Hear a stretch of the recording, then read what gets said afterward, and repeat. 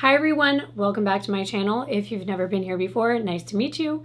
My name is Kimbyrleigha and this channel is all about true crime and murder mysteries. Let's get into Henry Lee Lucas. Henry Lee Lucas was born August 23rd, 1936 in Blacksburg, Virginia. From the start, his life was full of turmoil. He lived with his family in a 2-room log cabin with dirt floors, and unfortunately and tragically his dad, Anderson Lucas, was unemployed. He was an alcoholic, and he's actually someone who lost both of their legs in a railroad accident. So that's sad. Like, all of this stuff to me is what this person went through in their life, and it could explain some of the reasons. I like to tell people these are not excuses for any murderous behavior, but we have to take them into account, and we have to realize he was coming from a background where it had alcoholism and a tragic accident. So his dad actually had a nickname. Maybe it was to make light of it, but his nickname was No Legs.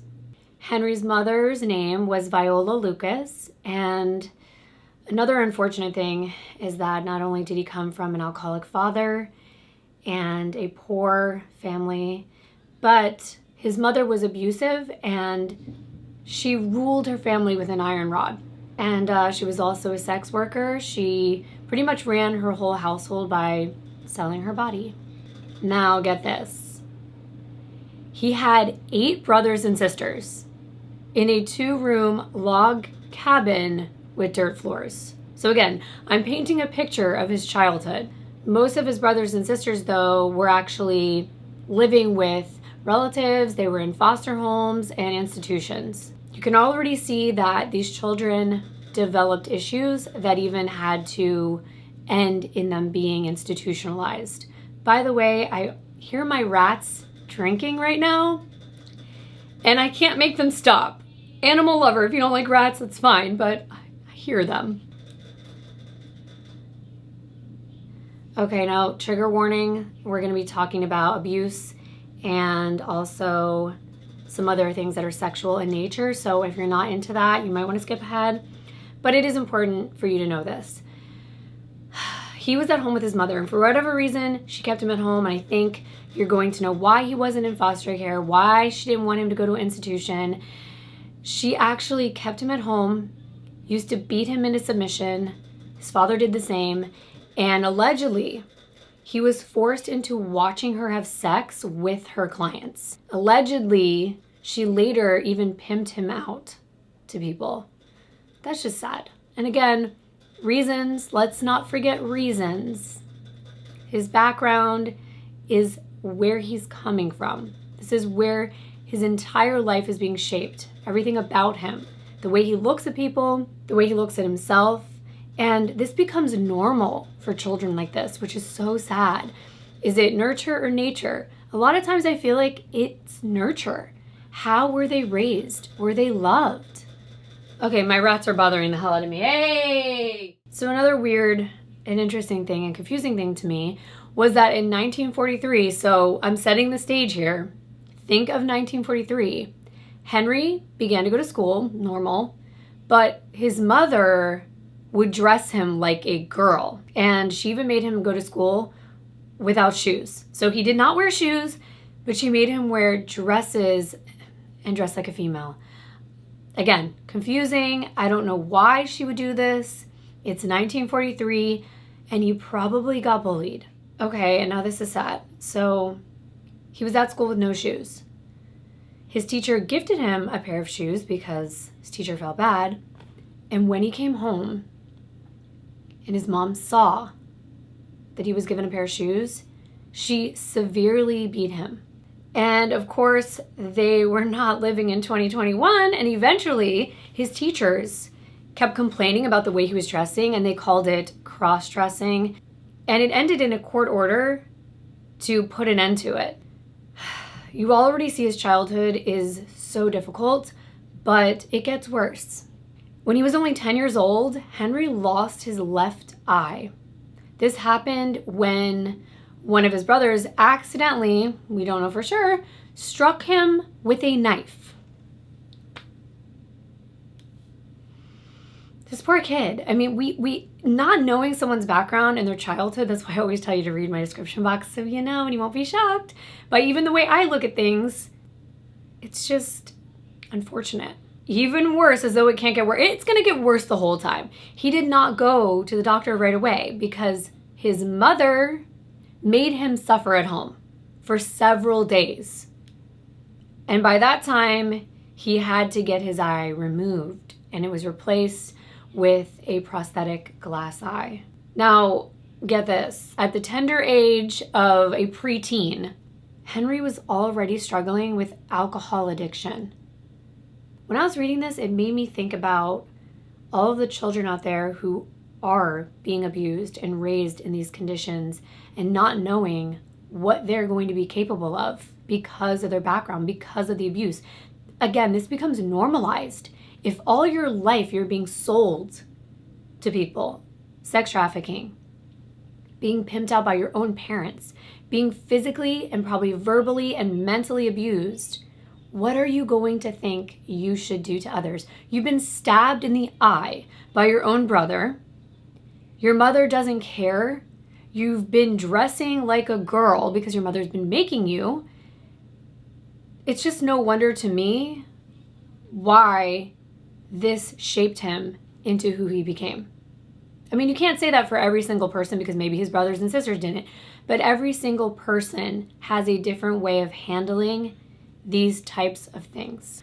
By the time he was a teenager, and this is a telltale sign with a lot of murderers, he was torturing animals and, trigger warning, graphic here, he was actually sexually violating the animals' bodies and having sexual relations with his half-brother.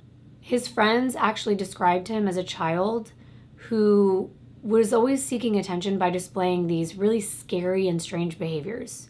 So was he doing this because he didn't get the type of attention at home, or was he doing this because he thought that that was normal and everyone else thought it was strange? Another thing we see in a lot of cases with murderers and serial killers is that they've lost a parent or they've lost somebody close to them at a young age.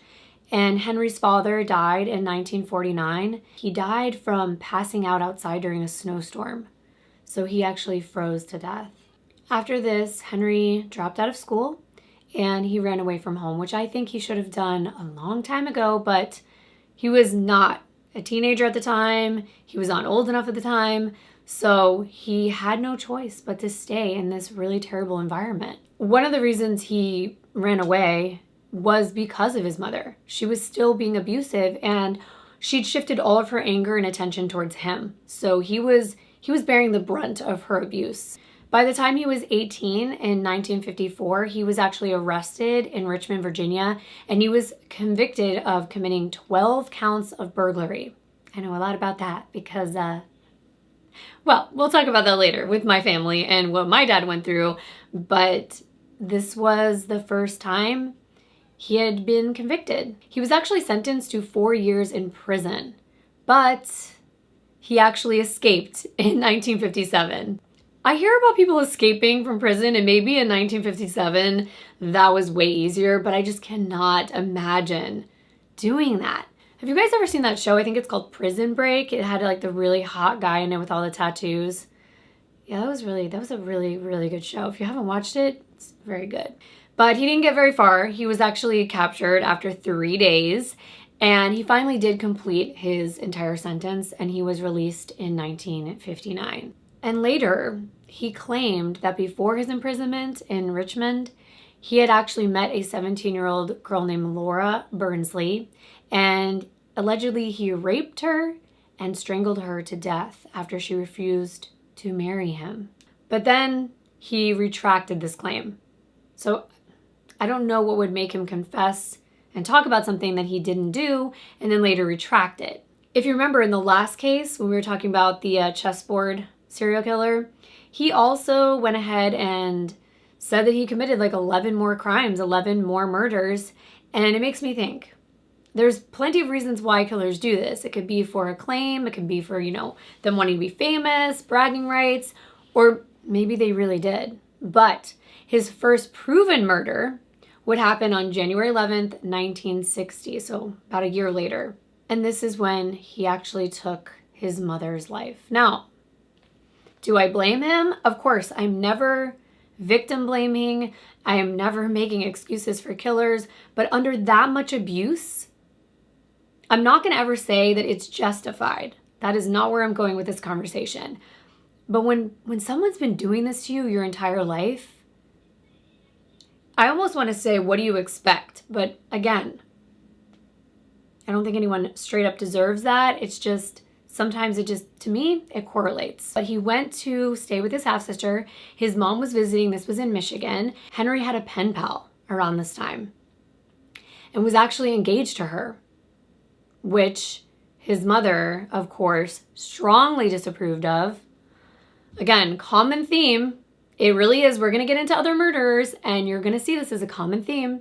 His mother insisted that he move back to Blacksburg. She wanted him to be her caretaker as she grew older. What? This woman abused him, and now she's like, oh, well, now you got to take care of me. Oh, he did. He did. Of course, he refused, and they got into an argument. They were arguing again and again and again, and then it finally escalated to a point where he ended up hitting his mom over the head with a broom, stabbing her in the neck, and she had a fatal heart attack. He fled the scene, so he just leaves her. Later, he says that all he could remember was, quote, slapping her alongside the neck, but after I did that, I saw her fall. And then I decided to grab her, but she fell on the floor. And then when I went to pick her back up, I realized she was dead. And then I noticed that I had a knife in my hand and that she had been cut. Okay, but wait a minute. So is this a blackout? Because this is what, you don't know that you just did this, but we have heard this before. Jodi Arias doesn't remember. She doesn't remember. Does she really not remember? Because she's never admitted that she's remembered. She doesn't remember actually stabbing Travis Alexander and cutting his throat. But she realizes that she has a knife in her hand. She throws it into the dishwasher.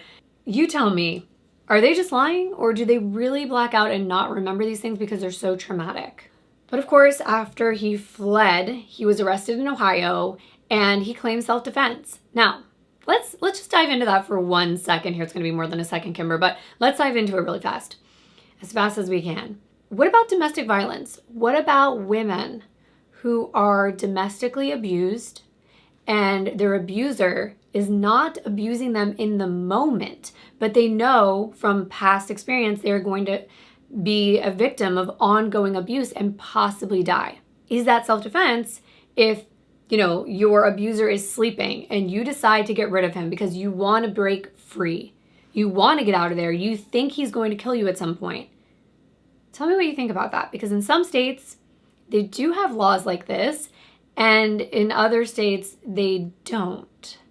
And usually self-defense has to do with an imminent threat. So somebody would have to be threatening you right here, right now, attempting to harm you with deadly force, or you have to believe that you're going to be harmed and possibly killed, and then you can use said force against them in self-defense. But this did not work for Henry, and he was found guilty of second-degree murder, and he was sentenced to 20 to 40 years in prison. At this point, I've said this 3 times, and it's like a tongue twister. At this point, he was sent to Jackson State Penitentiary in southern Michigan. Why did it take me 3 times to say that? But after 2 attempted suicides, he was transferred to a mental facility, which he should probably have been sent to a long time ago. He needed help, in my opinion. But after 10 years, he was paroled because of prison overcrowding. He's on the streets again.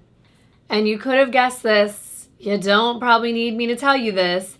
But not long after his release, Henry was back in prison again. And this time for trying to kidnap teenage girls at gunpoint. He was sent back to his same cell block. They just locked him up again. And then he got released in August 1975. This is at the point where he became a drifter. He really just had no direction in life.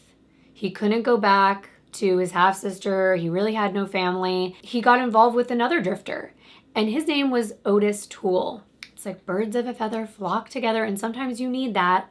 But the two of them became friends and lovers. This could have been a comforting thing for him. It's something familiar. It's something that he knew, and I feel like this could have been something that he held on to and that made him feel like home.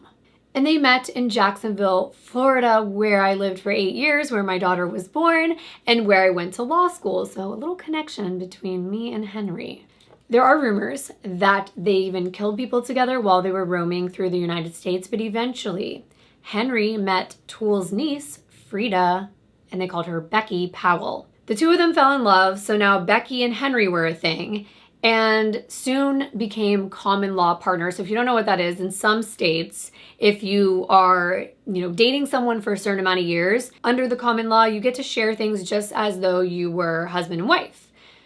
You're not really married because there's no legal certificate, but if that person dies, you get half of their estate, things like that, simply put. Another thing is, Henry was 30 years older than his girlfriend, Becky. And at this point in Henry's life, he was actually in a stable environment for the first time. He was working as a roofer. He was fixing his neighbor's cars. He was in this relationship. And so you would think, okay, he's going to stay on the straight and narrow. He's finally found comfort, like real comfort and stability. But in 1982, the year I was born, they moved to Texas, specifically Ringgold, Texas. I hope I'm saying that right.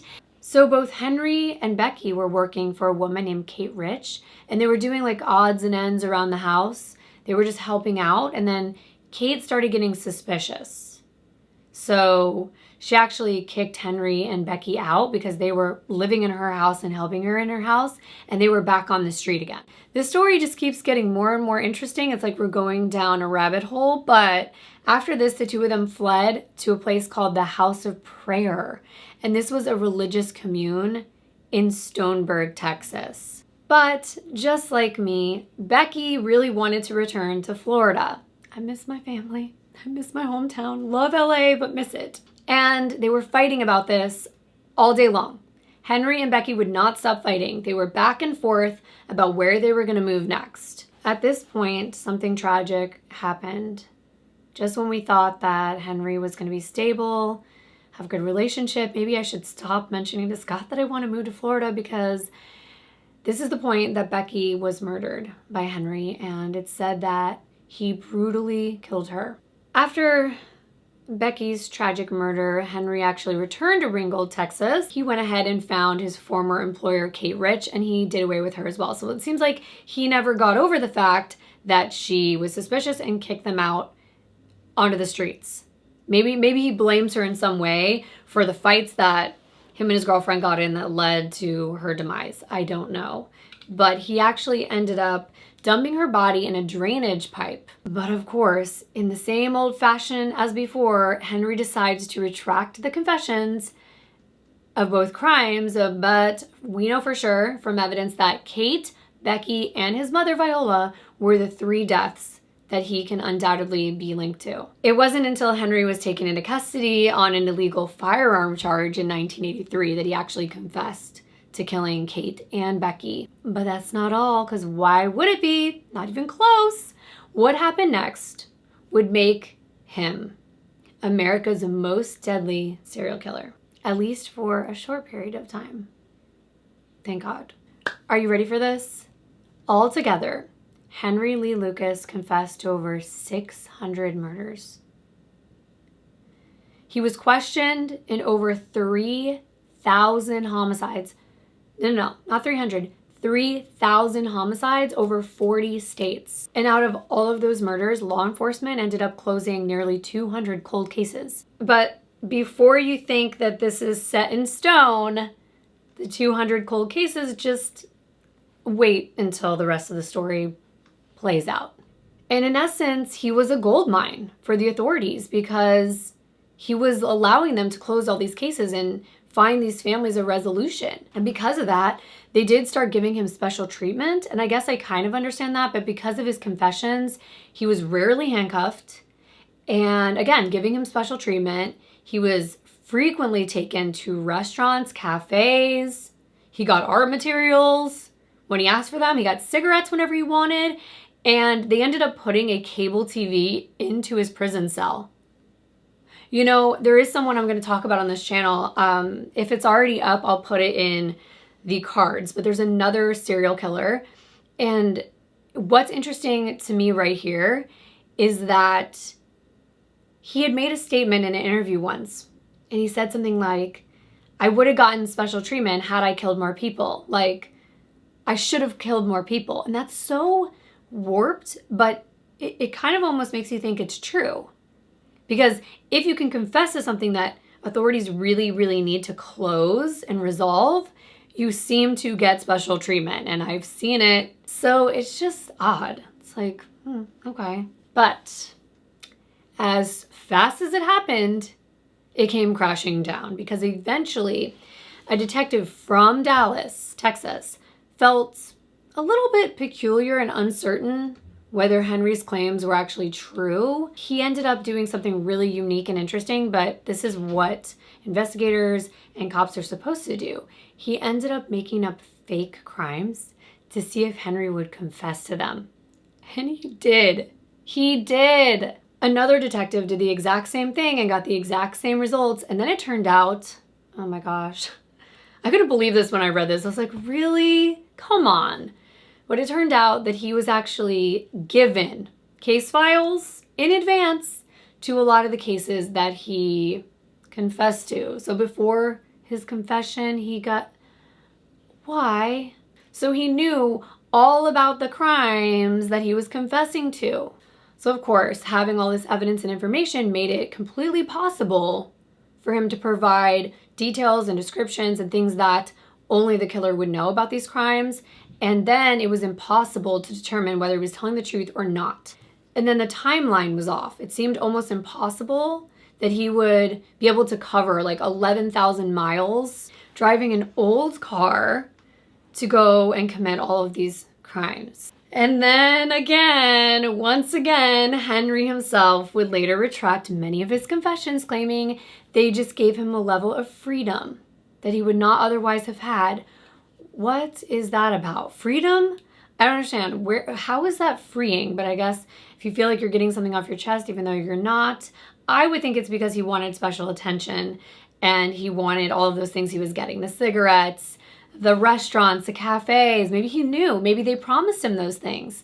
But then allegations emerged that the police allowed themselves to pin the murders on Henry.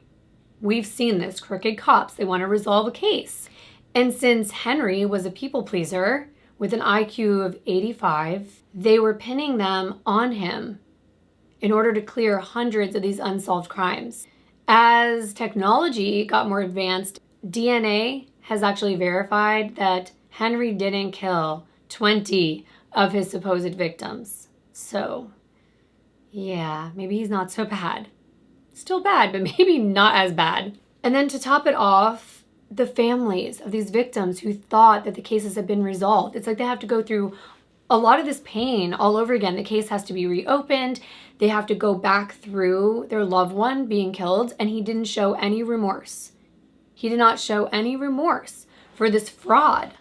You know, he cheated so many families out of that justice for their loved one. And one of the examples of this was in 1999. Henry was interested in the so-called railroad killer saying, you ready for this? Quote, if this were 1983, I'd claim these murders too. So yeah, why do you think that murderers claim murders that they didn't commit? Because it kind of boggles my mind. I've heard that it's because they want to be famous, they want to be well-known in prison, they want to have some kind of like hierarchy or have some authority or be well-known, because at this point, what are they living for? Eventually, he was convicted of murdering 11 people and he was sentenced to death. What's questionable is that the sentence didn't come from him killing his mother or raping and murdering Kate Rich or the murdering and dismembering of the 15-year-old's girlfriend, Becky. And you're probably thinking, okay, what? What about those people that we know He said he killed, but then he retracted the statement. But no, but he was actually sentenced to death for a case in 1979, a rape and murder of a woman that was known at the time as Orange Socks. And this was a woman that he probably never even met before, because Henry's work record showed he was working as a roofer in Florida at the time of the Orange Socks death that was in Williamson County on Halloween in 1979. So it kind of doesn't make sense. In 1998, then Texas Governor George W. Bush, who later, became president, commuted his life sentence. And this was the first and only time that Bush did so as a governor. And Henry Lee Lucas died of heart failure on March 12th, 2001 at the age of 64. We'll probably never know when Henry was telling the truth or when he was lying, how many people he really killed, who they were. We just don't know. We don't know so many things about murders. We don't know the last moments. Only the killer knows that. It bothers me so bad. In the Chris Watts case, it bothers me so bad. Jodi Arias case bothers me so bad. I just want to know. Why do we want to know so bad? I gotta have that closure. I gotta understand why. I have to get into their head, even if I never understand it. So we won't know how many victims Henry really had, but this case, it really did change things. It increased the awareness of false confessions. It really resulted in the reevaluation of police techniques, because this is not okay. People do make false confessions. We really do need to get to the bottom of who killed these individuals. This, in essence, could, in a weird way, I'm just saying, help families of other murder victims, because they do want closure. And they want not just an answer, but the right answer. They want to be able to look that killer in the eye. Not that they want to, but I would want to know exactly who did this to my loved one. So what did you think about this killer? What do you think about Henry? Do you think his childhood played a part in this? I mean, it had to. It absolutely had to in my point of view, but you know where I'm coming from. So I want to know your thoughts. Of course, keep everything respectful in the comments, but I really would like to know, what do you think? Are you predestined because of who you are, your nature, or is it the way you were raised, or is it both? And what do you think here? What happened? Why did he do these things? And why did authorities allow him to get away with these false confessions? I mean, you kind of heard my perspective, but let me know. That's all I have, but don't forget to tune in to Critique a Killer, my podcast that goes live every week. You can find it live in the moment on the Stereo app, which I'll link below, or you can find it later on the replay on Apple and Spotify and pretty much Anchor and all kinds of other podcasting platforms. So don't miss out on that. There's already a lot of episodes that you can go ahead and listen to. And of course, if you have any suggestions, leave them in the comments. That's all I have for you today. I hope you enjoyed watching as much as you could, and as much as you could enjoy it. And I will see you in my next video. Bye.